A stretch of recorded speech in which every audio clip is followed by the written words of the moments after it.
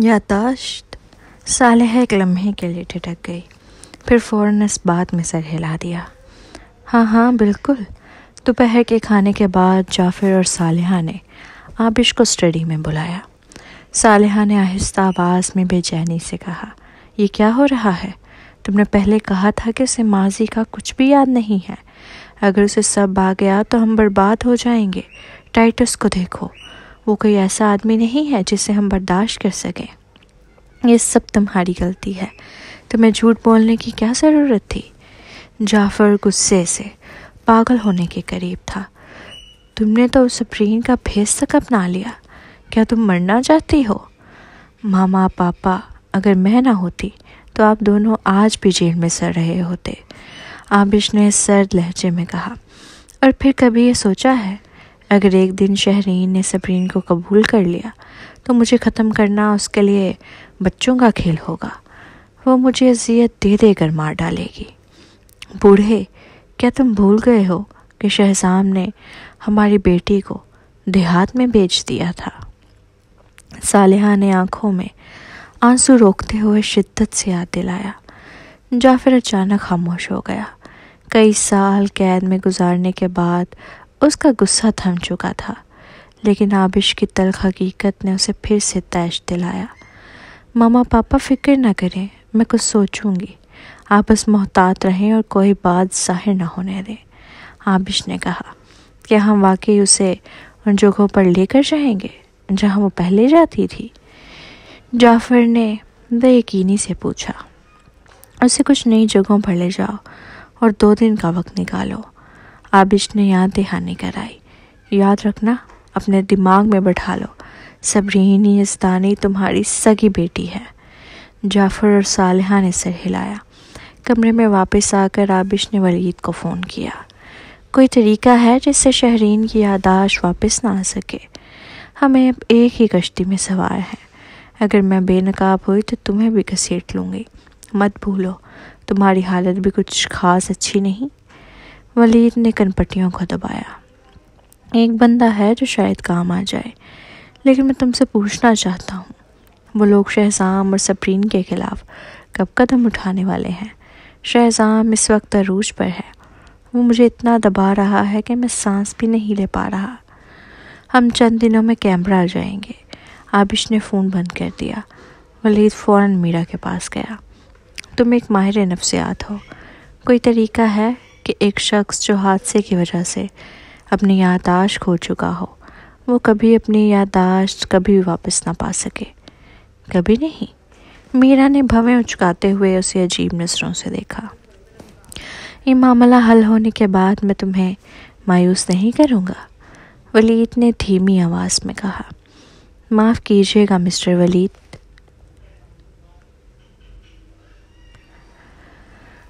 لیکن کیا آپ واقعی کم بیک کر سکتے ہیں؟ میرا مشکوک تھی۔ وہ خود دیکھ چکی تھی کہ کس طرح شہزام اچانک دوبارہ طاقت میں آ گیا تھا۔ کیا تم سمجھتی ہو کہ مجھے اتنی آسانی سے ہٹایا جا سکتا ہے؟ آفتاب کے گرنے سے پہلے ہی میں نے اسے کچھ غیر ملکی رابطے اپنے قبضے میں لے لیے تھے۔ ان دنوں شہزام اور لغاری خاندان نے مل کر مجھے دبایا ہوا ہے، لیکن وہ لوگ جنہیں شہزام اور سبرین سے نمٹنا ہے وہ آ چکے ہیں، ولید نے آہستہ سے ہنستے ہوئے کہا، اور وہی ہے جس کی یادداشت کو واپس آنے سے روکنے میں مجھے تمہاری مدد چاہیے۔ میرا نے بھویں اٹھائیں۔ میں ایک دوا جانتی ہوں جو ذہنی بیماریوں کے علاج میں دی جاتی ہے۔ اسے لینے کے بعد کچھ وقت کے لیے یادداشت واپس نہیں آتی، لیکن اس کے کچھ سائیڈ ایفیکٹس ہو سکتے ہیں۔ کیا سائیڈ ایفیکٹس؟ کبھی کبھار اس سے مریض کو فریب نظر ہونے لگتا ہے۔ میرا نے مسکرا کر کہا، کیا چاہتے ہو اسے؟ ولید کچھ دیر خاموش رہا، پھر پوچھا، کیا اس دوا کے سائیڈ ایفیکٹس واضح ہوں گے؟ اگر وہ زیادہ نہ لے تو ابتدا میں اثرات نظر نہیں آئیں گے، لیکن اگر طویل عرصے تک لیتی رہی تو میں کچھ نہیں کہہ سکتی۔ میرا نے دیانتداری سے کہا، طویل عرصہ، آدھا وقت کتنا ہوتا ہے؟ تقریباً 2 سے 3 سال۔ اتنا کافی ہے، دوا دے دو۔ ولید کی آنکھوں میں شفاف روشنی چمکی۔ 2 سے 3 سال کافی تھے کہ وہ دنیا کے اوپر پہنچ جائے۔ ویسے بھی ٹائٹس کاسٹنر کی سب سے قیمتی چیز شہرین تھی۔ اگر شہرین کو اعصابی بیماری ہو گئی تو ٹائٹس پر ضرور اثر پڑے گا، اور آبش بھی ان کے ساتھ تھی۔ وہ 2 سے 3 سال میں بہت کچھ بدل سکتے تھے۔ میلبورن میں پچھلے 2 دنوں میں جعفر نے شہرین اور ٹائٹس کو کئی جگہوں پر گھمایا۔ شیری، یہ ہماری پرانی کمپنی ہے، سیمنٹ ڈیزائن۔ گرمی کی چھٹیوں میں تم یہاں آ کر ڈیڈ کی مدد کیا کرتی تھی۔ بدقسمتی سے اب یہ کمپنی ہماری نہیں رہی، تم صرف باہر سے دیکھ سکتی ہو، جعفر نے افسوس کے ساتھ کہا۔ شہرین نے سامنے موجود عمارت کو دیکھا۔ پہلے دن جو مانوسیت کا احساس ہوا تھا وہ اب مکمل طور پر ختم ہو چکا تھا۔ اگر یہ کمپنی ہمارے والد کی وراثت تھی تو یہ اسدانی فیملی کی ملکیت کیوں نہیں رہی؟ جعفر نے شرمندگی سے سر جھکا لیا، اور صالحہ نے آہ بھر کر کہا، یہ سب شہزام کی وجہ سے ہوا۔ جب ہمیں آبش واپس ملی تو ہم نے اسے سیمنٹ میں رکھا تاکہ اس کا دل جیت سکیں، لیکن صبرین کو یہ بات پسند نہیں آئی۔ اسے لگا آبش کمپنی چھیننا چاہتی ہے اور اس نے ہم سے نفرت کر لی۔ پھر جب وہ شہزام کے ساتھ ہوئی تو اس نے خفیہ طریقوں سے سیمنٹ کو نقصان پہنچایا۔ کمپنی کی شہرت تباہ ہو گئی، پیسے کی کمی ہو گئی، ہمیں کمپنی بیچنی پڑی۔ آنٹی انکل معاف کیجیے گا، آبش فوراً بولی، مجھے واپس نہیں آنا چاہیے تھا۔ ایسا مت کہو، یہ سب ہماری تربیت کی غلطی ہے۔ صالحہ نے اداسی کا دکھاوا کیا۔ شہرین جتنا سنتی جا رہی تھی اتنا ہی وہ الجھتی جا رہی تھی، اور صبرین کے لیے اس کا تاثر بگڑتا جا رہا تھا۔ جب سے وہ واپس آئی تھی اس نے سینکڑوں کہانیاں سنی تھیں جن میں صبرین نے اپنے ماں باپ اور آبش کے ساتھ شفاق سلوک کیا تھا۔ کوئی انسان اتنا سنگ دل کیسے ہو سکتا ہے؟ ہوٹل واپس آ کر اس نے فوراً مبین کو فون کیا۔ تم کینبرا گئے تھے نا؟ صبرین کو سبق سکھانے کی تیاری کیسی جا رہی ہے؟ ایسے کارپوریشن میں نے بنائی تھی اور آبش کو دی تھی، اب وقت آ گیا ہے کہ میں اسے واپس لوں۔ مبین کی نیلی آنکھوں میں تسبس جھلکنے لگا۔ چند لمحوں بعد اس نے کہا، ماما آپ کو ایک بات کا علم نہیں ہے، میں نے ایسے کی تفتیش کی اور پتہ چلا کہ اس وقت صبرین اکیلی شیئر ہولڈر ہے، مطلب تمام اختیارات اس کے پاس ہیں، باقی سب کو اس نے نکال دیا ہے۔ ایسے واپس لینا ناممکن ہے۔ یہ عورت خاصی چلاک ہے۔ شہرین کو حیرت ہوئی۔ اگر صبرین نے اتنے برے کام نہ کیے ہوتے تو شاید وہ اس کی تعریف بھی کرتی۔ میری معلومات کے مطابق اس نے پچھلے چند سالوں میں ایسے سنبھالا ہے، اتنی کم عمری میں اس نے سارے پرانے شیئر ہولڈرز کو ہٹا دیا۔ واقعی دلیر اور بے رحم لڑکی ہے۔ ٹائٹس خاموش رہا۔ چھوڑو، ایک چھوٹی سی کمپنی ہی تو ہے، نہ بھی ملی تو کوئی بات نہیں، کچھ لوگوں سے رابطہ کرو، تھوڑا ہلچل مچاؤ، اور جب فنڈنگ رک جائے گی تو ایسے خود ہی گر جائے گی۔ شہرین نے بے پرواہی سے کہا، بس گرنے دو۔ مبین نے بھویں سکوڑ لیں۔ صبرین کے پیچھے سوری کارپوریشن ہے، اگر فنڈنگ رک جائے تو وہ ضرور مدد کریں گے، اور اس نے عظیم لشاری کو اپنا والد مان لیا ہے۔ عظیم لشاری۔ شہرین کی پیشانی پر بل آ گئے۔ کتنا بے وقوف آدمی ہے، اپنی سچی بیٹی کو بھی نہیں پہچان پایا۔ ٹائٹس جو پاس ہی بیٹھا تھا فوراً بڑا فروختہ ہو گیا۔ چلو مان لیا کہ وہ پہچان نہیں پایا، لیکن کیا تم خود جا کر اپنے پرانے عاشق کو یہ بتانا چاہتی ہو؟ میں نہیں چاہتا کہ تمہارا اس سے کوئی تعلق ہو، ویسے بھی تمہاری اس سے ایک بیٹی ہے، اور سنا ہے وہ ابھی تک غیر شادی شدہ ہے، کہیں وہ غلط فہمی نہ پال لے۔ شہرین دراصل خود ہی عظیم سے ملنے جانا چاہتی تھی، مگر ٹائٹس کی باتوں نے اس کے ارادے کو بدل دیا۔ اگر تم میری سنو تو عظیم کی فکر ہی چھوڑ دو، ٹائٹس نے ہلکے سے کہا۔ اس کی کمپنی پھیل رہی ہے تو لازمی بات ہے کہ ان کی مالی حالت دباؤ میں ہوگی۔ وہ صبرین کی کوئی مدد نہیں کر پائے گا، ہمیں صرف سوری کارپوریشن سے نمٹنا ہے۔ شہرین نے سر ہلایا۔ کیا تم کسی کو نہیں جانتے؟ بس اس سے رابطہ کرو۔ میں بھی یہی سوچ رہا تھا۔ ٹائٹس نے اسے باہوں میں لیا۔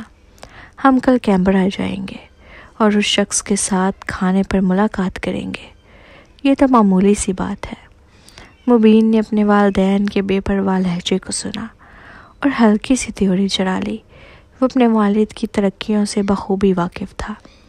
ٹائٹس کے دنیا بھر میں تعلقات تھے۔ اسے شہزام بالکل پسند نہیں تھا، لیکن صبرین۔ اگلے دن شہرین، ٹائٹس، مبین اور آبش کیمبرا روانہ ہوئے۔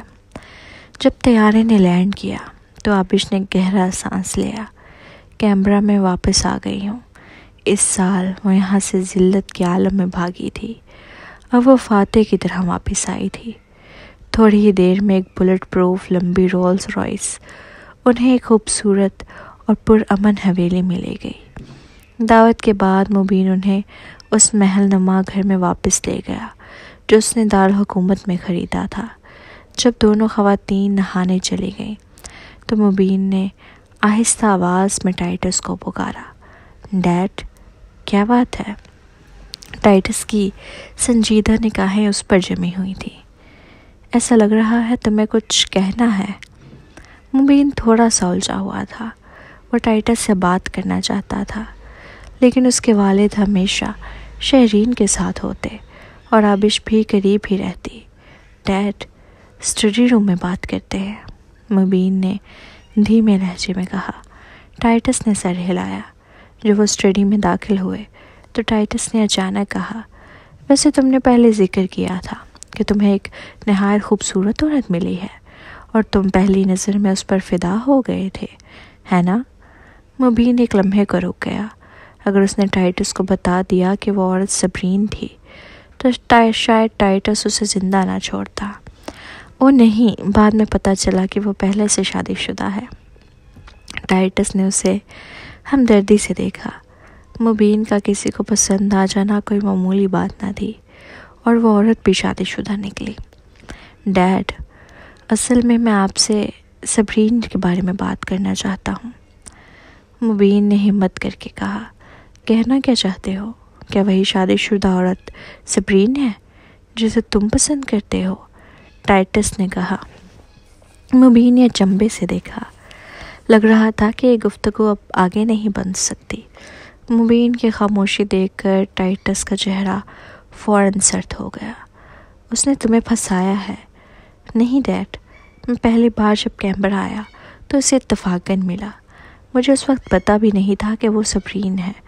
اس نے میری جان بچائی تھی۔ مبین نے جلدی سے وضاحت دی۔ کیا تمہیں لگتا ہے کہ اس نے تمہاری مدد صرف نیکی کی خاطر کی؟ ٹائٹس نے طنزیہ انداز میں کہا۔ کیا تم بھول گئے ہو کہ بچپن سے کتنے لوگ تم سے قریب ہونے کی کوشش کرتے رہے ہیں؟ تم نیابے میں پلے بڑے ہو، پھر بھی اتنے سادہ لو ہو۔ ڈیڈ، اسے اس وقت میری شناخت کا علم نہیں تھا۔ میں تبھی کیمبرا آیا تھا۔ اسے میری شناخت معلوم ہی کیسے ہو سکتی تھی؟ مبین اپنے والد کی باتوں سے متفق نہیں تھا۔ یقیناً میں نے بھی اس پر شک کیا تھا۔ پہلی ملاقات کے بعد میں کیمبرا میں اس سے کئی بار ملا، لیکن میں سمجھتا ہوں کہ صبرین اتنی بری عورت نہیں ہے۔ اچھی اداکاری کرنے والی عورتوں کی کمی نہیں ہے، ٹائٹس نے سرد لہجے میں کہا۔ اس نے اپنے سگے ماں باپ کو نہیں بخشا۔ اتنا سب کچھ کرنے کے بعد بھی تم اس کی حمایت کر رہے ہو۔ اگر تمہاری ماں کو یہ سب پتہ چلا تو وہ تمہارے ساتھ کیا کرے گی؟ خود سوچ لو۔ اس لیے تو میں اسے نہیں بتا رہا۔ مبین نے منہ بنایا۔ ڈیڈ، اصل میں صرف یہ کہنا چاہتا ہوں کہ جو کچھ سنا ہے وہ سچ نہیں بھی ہو سکتا۔ تمہارا کیا مطلب ہے؟ ٹائٹس نے آنکھیں تنگ کر لیں۔ اگر تم شک کر رہے ہو کہ آبش اور جعفر جھوٹ بول رہے ہیں، مبین، زبان سنبھال کر بات کرو۔ آبش نے DNA ٹیسٹ کروایا ہے، وہ تمہاری ماں کی سگی بیٹی ہے۔ میں نہیں جانتا ڈیڈ، شاید اگر آپ صبرین سے ملیں تو آپ کو لگے کہ وہ اتنی بری نہیں ہے، مبین نے کہا۔ شہزام بھی اتنا برا نہیں لگتا۔ وہ اپنی بیوی سے بہت محبت کرتا ہے، مجھے اس سے کیوں ملنا چاہیے؟ مت بھولو، میں یہاں صرف یہ مسئلہ حل کرنے آیا ہوں تاکہ تمہاری ماں کو واپس لے جا سکوں۔ ٹائٹس دروازے کی طرف گیا اور پھر مڑ کر بولا، میں نے تمہاری بات سن لی ہے، یہ بات یہی ختم کرو۔ ٹائٹس چلا گیا اور مبین نے جھنجھلا کر ایک گہرا سانس لیا۔ اگلے دن دوپہر کو آبش ایک ڈیزائنر بیگ کے ساتھ ایک اعلیٰ درجے کے ریسٹورنٹ میں داخل ہوئی۔ آبش، واقعی تم ہی ہو؟ لیلا کھڑی ہوئی اور جیسے ہی آبش کو دیکھا اس کی آنکھوں میں ہلچل مچ گئی۔ وہ بھی لگژری آئٹمز خریدتی تھی، اس لیے فوراً پہچان گئی کہ آبش کا بیگ ملک ایف میں نیا لانچ ہوا ہے، جو بھی آسٹریلیا میں دستیاب بھی نہیں ہے۔ اس کی قیمت لاکھوں میں تھی۔ مزید یہ کہ آبش کا لباس بھی صاف ظاہر کر رہا تھا کہ وہ مہنگا ہے۔ لیلا، کافی عرصہ ہو گیا۔ آبش نازو انداز سے چلتی ہوئی اس کے پاس گئی اور اسے گلے لگایا۔ لگتا ہے تمہاری حالت آج کل کچھ ٹھیک نہیں ہے، تمہارے چہرے سے تھکن صاف جھلک رہی ہے۔ مشکل وقت ہے، لیلا نے کڑوا سا مسکرا کر کہا۔ تمہیں شاید معلوم نہ ہو لیکن فریہ نے کچھ دن پہلے پرواز کارپوریشن سے بدلہ لیا۔ فریہ کے پیچھے شاہ فیملی ہے اور انہوں نے فاروقی اور کرمانی خاندانوں کو دباؤ میں رکھا ہوا ہے۔ اب پرواز کارپوریشن کے پاس صرف اس کا نام رہ گیا ہے اور پرواز اسے جیل میں ڈال دیا گیا ہے اور کوئی اسے چھڑا بھی نہیں سکتا۔ یہ کہتے ہوئے اس کی آنکھیں نم ہو گئیں۔ وہ پرواز سے واقعی محبت کرتی تھی۔ وہ تو بس ایک مرد ہے، آبش نے ہلکی سی مسکراہٹ کے ساتھ کہا۔ پرواز میلبورن میں ایک اچھا آدمی مانا جاتا ہے، لیکن اگر تم اسے بیرون ملک کے مردوں سے موازنہ کرو تو وہ ان کے سامنے کچھ بھی نہیں۔ تم کسی بہتر آدمی کو ڈھونڈ لو، میں تمہیں کسی سے ملواتی ہوں۔ لیلا نے فوراً سر ہلا کر انکار کر دیا۔ میں پرواز کے ساتھ بچپن سے بڑی ہوئی ہوں اور تب سے اسے پسند کرتی ہوں، یہ کوئی نئی بات نہیں ہے۔ آبش، کیا تم؟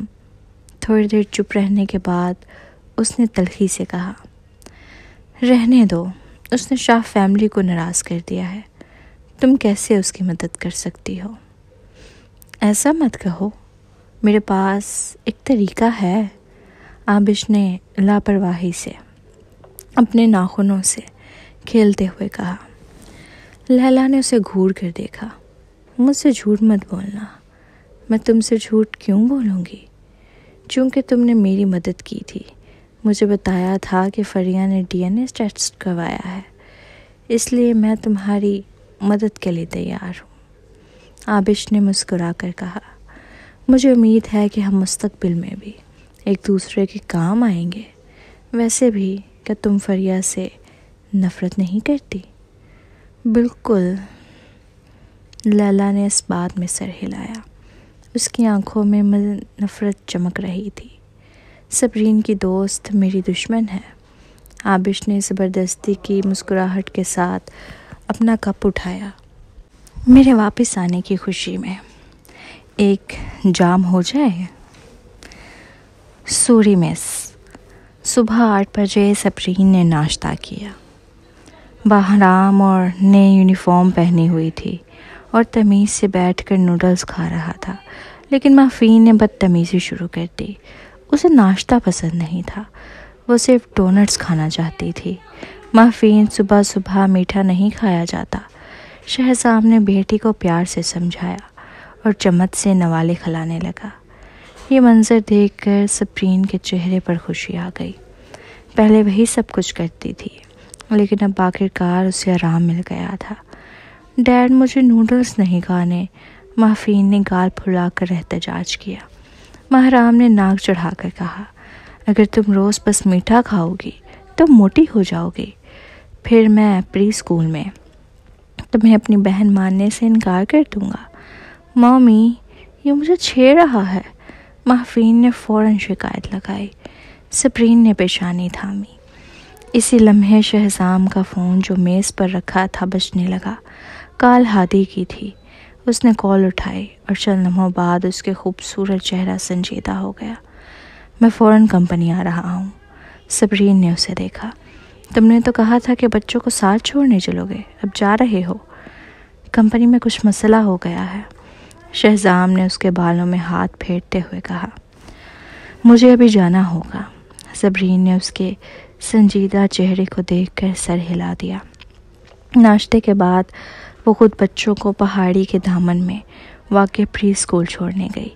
جب بچے اندر چلے گئے تو وہ کمپنی کی طرف روانہ ہو گئی۔ راستے میں اسے فریہ کی کال آئی۔ پرواز کو رہا کر دیا گیا ہے۔ ہاں؟ صبرین حیرت سے بولی۔ کیا شاہ فیملی نے اسے اتنی جلدی چھوڑ دیا؟ وہ تو کہہ رہے تھے کہ اسے دہائیوں تک بند رکھا جائے گا۔ ہاں، مجھے بھی یہی لگا تھا، فریہ نے آہستہ سے کہا۔ میں نے بگ مدر سے پوچھا، شاہ فیملی نے کبھی بھی پرواز کو چھوڑنے کا ارادہ نہیں کیا تھا۔ وہ کم از کم 10 سال کے لیے بند ہونا تھا، لیکن اچانک اسے رہا کر دیا گیا۔ بگ مدر نے بتایا کہ یہ ایگزیکٹو کونسل کا حکم تھا۔ کیا پرواز اتنا اہم ہے کہ ایگزیکٹو کونسل کے لوگ اسے بچائیں؟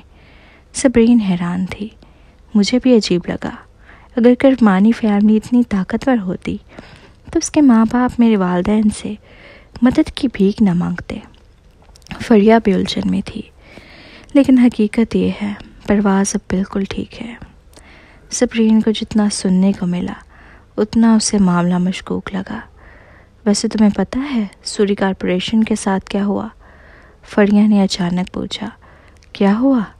صبرین کو کچھ اندازہ نہیں تھا۔ شہزام نے تمہیں نہیں بتایا؟ فریہ حیران ہوئی۔ سوری کارپوریشن کو انویسٹیگیشن بلیک لسٹ میں ڈال دیا گیا ہے۔ تمام متعلقہ اداروں نے تفتیشی ٹیمیں بنا دی ہیں جو سوری کارپوریشن میں جا رہی ہیں۔ صبرین کو اچانک یاد آیا کہ آج صبح شہزام کس طرح جلدی میں نکلا تھا اور ایک بری پیشن گوئی نے اسے گھیر لیا۔ آخر بغیر کسی وجہ کے سوری کارپوریشن کو بلیک لسٹ میں کیوں ڈالا گیا؟ ویسے بھی شہزام تو شاہ فیملی کے بہت قریب ہے۔ فریہ تھوڑی دیر چپ رہی، پھر بمشکل بولی۔ میں نے اپنے بگ فادر سے سنا ہے کہ اس بار سوری کارپوریشن کو ایک ایسی تباہی کا سامنا ہے جو پہلے کبھی نہیں ہوئی۔ یہ پچھلی بار جیسا نہیں ہے۔ شہزام نے شاید سب کچھ کھو دے۔ تم مذاق کر رہی ہو، ہے نا؟ صبرین یقین نہیں کر پا رہی تھی۔ سوری کارپوریشن نے ابھی تو دوبارہ ابھرنا شروع کیا تھا۔ ایسا لگتا ہے کہ اس نے کسی خوفناک انسان کو ناراض کر دیا ہے، یہاں تک کہ میرے بگ فادر بھی اس کے خلاف کچھ نہیں کر سکتے۔ فریہ نے بات کاٹتے ہوئے بے بسی سے کہا۔ صبرین کے دماغ میں شور کی کیفیت چھا گئی۔ شہزام اور اس نے بہت کچھ جھیلنے کے بعد یہ مقام حاصل کیا تھا۔ آفتاب جیل جا چکا تھا اور وہ ولید کو بھی ختم کرنے کے قریب تھے، لیکن اب انہوں نے بظاہر کسی اور بھی زیادہ خطرناک شخص کو ناراض کر دیا تھا۔ وہ کون ہو سکتا ہے؟ وہ تھکن سے چور اور الجھن میں تھی۔ چاہے وہ شہزام ہو یا وہ خود، اس مقام تک پہنچنا ان دونوں کے لیے آسان نہیں تھا۔ تم ٹھیک ہو؟ فریہ نے فکر مندی سے پوچھا۔ پتہ نہیں فریہ، میں سوری کارپوریشن جا رہی ہوں حالات دیکھنے، صبرین نے تھکے ہوئے لہجے میں کہا۔ کال بند کرنے کے بعد اس نے گاڑی کا راستہ بدل کر سوری کارپوریشن کا رخ کیا۔ اس وقت سوری کارپوریشن کے باہر رپورٹرز کا ہجوم لگا ہوا تھا، لہٰذا صبرین نے پارکنگ لاٹ سے اندر داخل ہونے کا فیصلہ کیا۔ جب وہ ٹاپ فلور پر پہنچی تو اس نے نیلے یونیفارم پہنے کئی افراد کو ڈبوں کے ساتھ گھومتے دیکھا۔ کمپنی کے ملازمین دونوں جانب کھڑے تھے۔ تبھی سیکرٹری آفس میں کسی نے اسے دیکھا۔ مس صبرین، پریزیڈنٹ شہزام کہاں ہے؟ صبرین نے پوچھا۔ پریزیڈنٹ شہزام اور کچھ ڈائریکٹرز اندر ہیں، سیکرٹری اسے اندر لے گئی۔ بڑے دفتر میں شہزام، ایلینا، سنید اور مختلف ڈائریکٹرز موجود تھے۔ سب کے چہروں پر پریشانی تھی۔ پریزیڈنٹ شہزام، امید ہے کہ آپ سینیٹر شاپ سے جلد از جلد صورتحال معلوم کریں گے، ایک ڈائریکٹر بولا۔ کسی وجہ کے بغیر سوری کارپوریشن پر اتنے بڑے پیمانے پر تحقیقات شروع ہو گئی ہیں۔ رپورٹرز باہر جمع ہیں، لوگ سوری کارپوریشن کے بارے میں کیا سوچیں گے؟ یہ سال سوری کارپوریشن کے لیے کیا لے کر آیا ہے؟ جنید نے غصے سے کہا، ہم نے بڑی مشکل سے بٹ فیملی کو گرا کر دوبارہ ابھار شروع کیا تھا، اور اب دوبارہ تحقیقات کا سامنا ہے۔ کئی کمپنیوں نے فون کر کے صورتحال پوچھی ہے۔ ہم نے بہت سے معاہدے کیے ہیں۔ اگر پچھلی بار کی طرح سارا کام مؤخر ہو گیا تو اس بار ہم واقعی سب کچھ کھو بیٹھیں گے۔ سب لوگ ابھی کے لیے واپس جا کر آرام کریں، میں خود سینیٹر شاہ کے پاس جاؤں گا، شہزام نے دبے ہوئے لہجے میں کہا۔ جب سب ڈائریکٹرز چلے گئے تو صبرین شہزام کے قریب آئی۔ تم نے اتنی بڑی بات مجھے کیوں نہیں بتائی؟ میں نہیں چاہتا تھا کہ تم زیادہ سوچو۔ شہزام نے اس کا ہاتھ اپنے ہاتھوں میں نرمی سے تھام لیا۔ صبرین نے بویں چڑھائی۔ پھر بھی مجھے پتہ چل گیا، فریہ نے فون کر کے بتایا کہ ہم نے شاید کسی بہت ہی طاقتور انسان کو ناراض کر دیا ہے۔ مجھے ڈر ہے کہ یہ مسئلہ اتنی آسانی سے حل نہیں ہوگا۔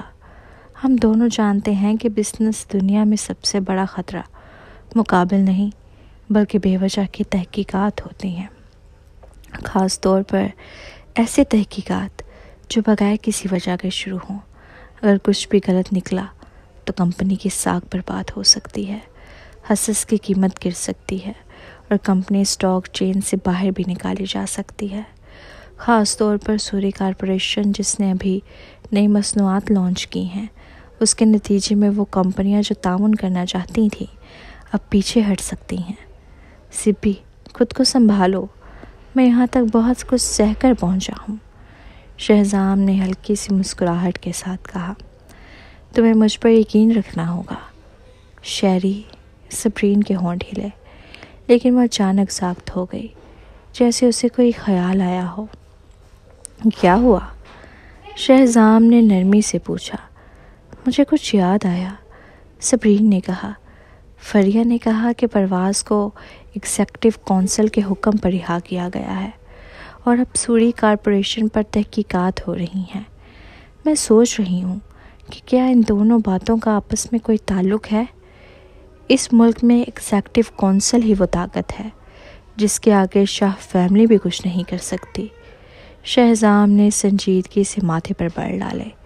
کچھ لمحوں بعد اس نے کہا، میں نے کرمانی فیملی کے بارے میں نہیں سوچا تھا، لیکن تمہاری بات نے مجھے سوچنے پر مجبور کر دیا۔ سبی، تم کمپنی میں رہو، میں شاہ ریزیڈنس جا رہا ہوں، میں تمہارے ساتھ چلوں گی۔ صبرین نے فوراً کھڑی ہو گئی۔ شیری، میں یہ سب تمہارے ساتھ جھیلنا چاہتی ہوں۔ اگر تم یہ امتحان نہ جھیل پائے تو مجھے تمہارے ساتھ رہنے کا کوئی حق نہیں ہوگا۔ شہزام ساکت ہو گیا، اس کے چہرے پر ناگواری کے آثار نمایاں تھے۔ شیری، مجھے معاف کر دو، اگرچہ میری باتیں سننے میں سخت ہیں، لیکن مجھے یہ بچوں کے لیے کہنا پڑا، صبرین نے آہستہ سے کہا اور اپنے ہونٹ کاٹ لیے۔ نہیں، میں اس لیے ناراض نہیں ہوں، میں ناراض اس لیے ہوں کہ تم نے مجھے نکما سمجھ لیا۔ چاہے کوئی بھی پیچھے ہو، میں اتنی آسانی سے نہیں گرنے والا۔ شہزام نے نرمی سے اسے باہوں میں بھر لیا۔ اگر کبھی ایسا وقت آ بھی گیا جو میں تمہیں اور بچوں کو نہیں بچا سکا تو تمہیں کچھ کہنے کی ضرورت نہیں ہوگی، میں خود تمہیں جانے دوں گا۔ صبرین خاموش رہی، لیکن اس کی آنکھیں نم ہو گئیں۔ وہ اسے چاہتی تھی اور وہ اسے چاہتا تھا، مگر حقیقتیں کہانیوں کی طرح خوبصورت نہیں ہوتی۔ انہیں اپنے بچوں کی بھی فکر تھی۔ جب وہ شاہ ریزیڈنس پہنچے اور جب بٹلر انہیں اندر لے جا رہا تھا تو دروازے کے قریب پہنچتے ہی انہوں نے زارون کی آواز سنی۔ انکل، شہزام میرے بھائی جیسا ہے اور اس کا شاہ فیملی کے ساتھ اچھا تعلق ہے، آپ کو اس کی مدد کرنی ہوگی۔ احسان سر، شہزام صاحب اور مس صبرین آ چکے ہیں، بٹلر نے کہا۔ شہزام اور صبرین نے نظر اٹھا کر دیکھا تو احسان کے ساتھ فریہ اور زارون بھی وہاں موجود تھے۔ شہزام نے ان کی طرف سر ہلایا اور زارون کے کندھے پر ہلکا سا مکہ مارا۔ شکریہ، ہم بھائی ہیں۔ زارون نے ہنستے ہوئے ناک رگڑی۔ شہزام نے مزید کچھ نہیں کہا اور احسان کی طرف متوجہ ہوا۔